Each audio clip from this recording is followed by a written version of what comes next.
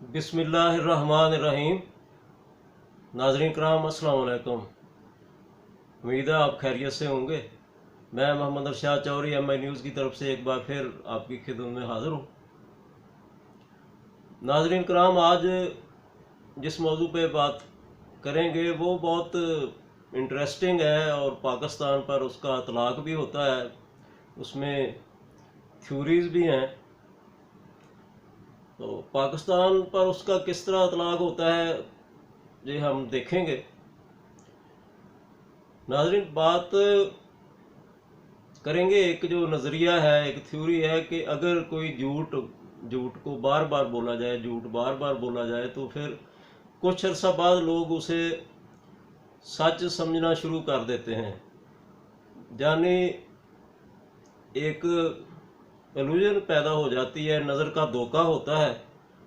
सच को झूठ को लोग सच समझना शुरू कर देते हैं अगर बार बार उसका जिक्र किया जाए, बार बार दोहराया जाए।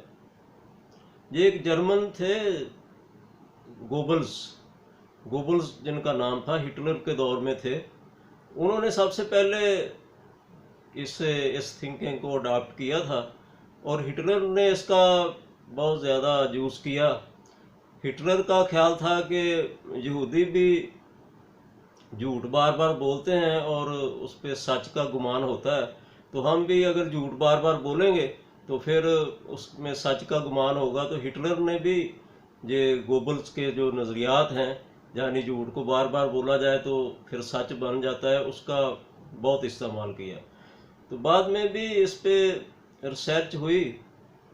1977 में 1977 में इस पे मज़ीद तहकीक हुई और विलानवा यूनिवर्सिटी है और टेम्पल यूनिवर्सिटी है, वहाँ पे रिसर्च की गई। तो उन्होंने भी ये मालूम किया कि अगर कोई भी झूठ बार बार बोला जाए तो लोग उसको सच समझने लग जाते हैं।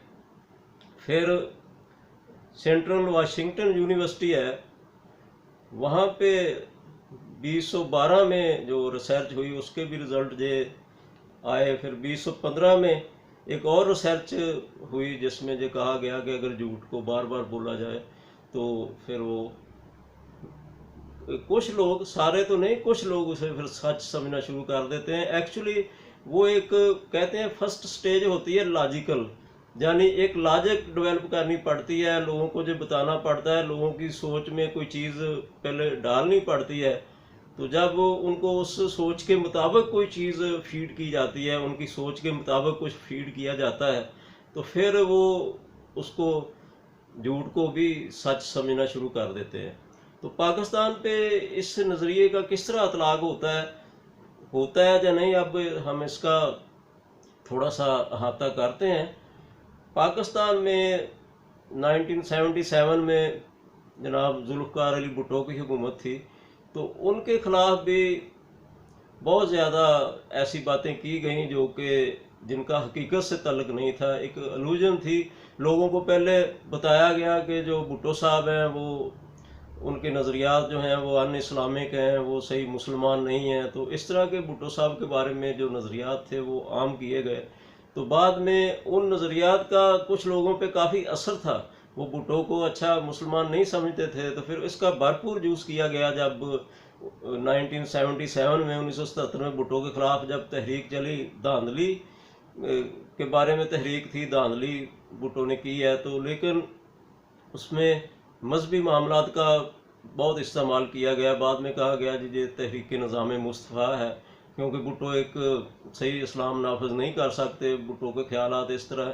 तो और भी भुट्टो पे ऐसे इल्ज़ामात लगाए गए जिनका हकीकत से कोई तल्लुक़ नहीं था, लेकिन बार बार वो इल्ज़ामात लगाए गए थे, तो बहुत से लोगों ने उनको सही समझना शुरू कर दिया। तो इसके बाद पिछले जो हमारे मुल्क में वाक़यात हुए हैं, जिनमें वो पनामा के मामलात थे और बाद में इलेक्शन के मामलात थे, उनमें भी ये इन नज़रियात का काफ़ी इस्तेमाल किया गया। इधर एक ऐसा बयानिया डेवलप कर दिया गया कि पाकिस्तान के जो भी मसाइल हैं वो करप्शन की वजह से हैं। हालांकि करप्शन तो है पाकिस्तान में, बहुत ज़्यादा है, दूसरे मुल्कों में भी है, लेकिन ये कहना गलत है कि सारे जो मसाइल हैं वो करप्शन की वजह से हैं। फिर ये कहा गया जी ये अरबों डॉलर जो है वो लूट खसूट के बाहर चले गए हैं, तो जब अगर वो ऐसी हुकूमत आएगी जो कि ईमानदार हो तो वो डॉलर बाहर आ जाए, पाकिस्तान आ जाएंगे और मुल्क तरक्की करेगा। हालांकि ये भी, इस बात का भी हकीकत से कोई ताल्लुक नहीं था, क्योंकि अगर वो डॉलर बाहर गए हुए थे तो फिर वो अब वापस क्यों नहीं आ रहे। तो एक झूठी बात थी, बात को एक बात का बतंगड़ बनाया गया था। तो 2 साल में वो कहते जी अरबों डॉलर पाकिस्तान के लूटे जा रहे हैं, तो अगर 2 साल का अब हिसाब किया जाए तो वो लूट खसूट तो बंद हो गई है, वो तो हुकूमत चली गई। तो अब वो जो लूट खसूट के जो रकम है वो किधर जा रही है।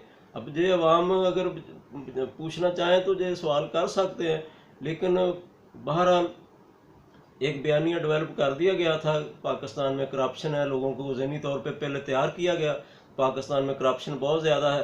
फिर एक फिगर को पॉइंट आउट किया गया कि वो ही सब करप्शन का मंबा है, उसी ने करप्शन की है, वो अरबों डॉलर बाहर के मुल्क में ले गया है।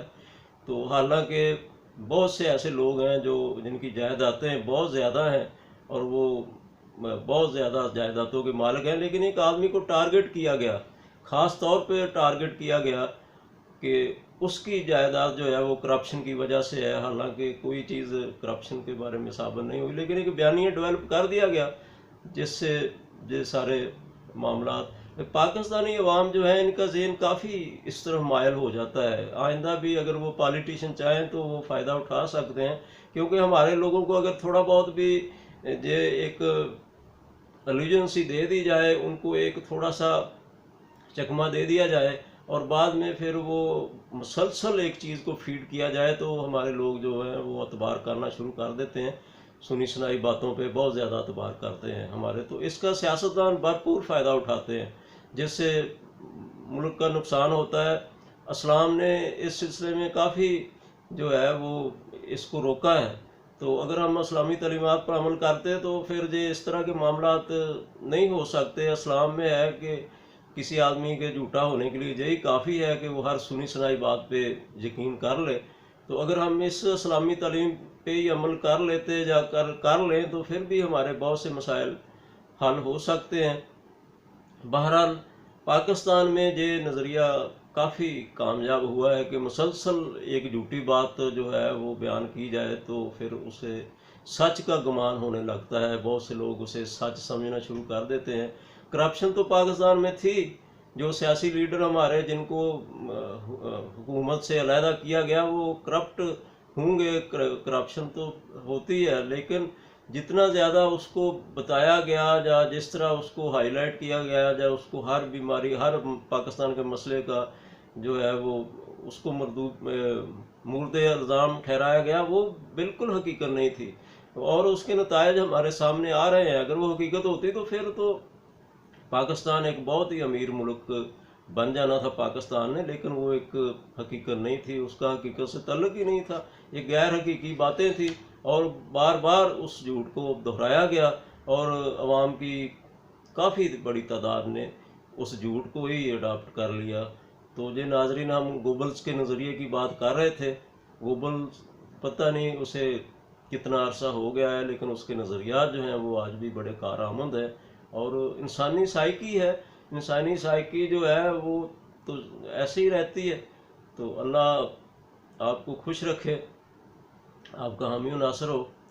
अल्लाह हाफ़िज़।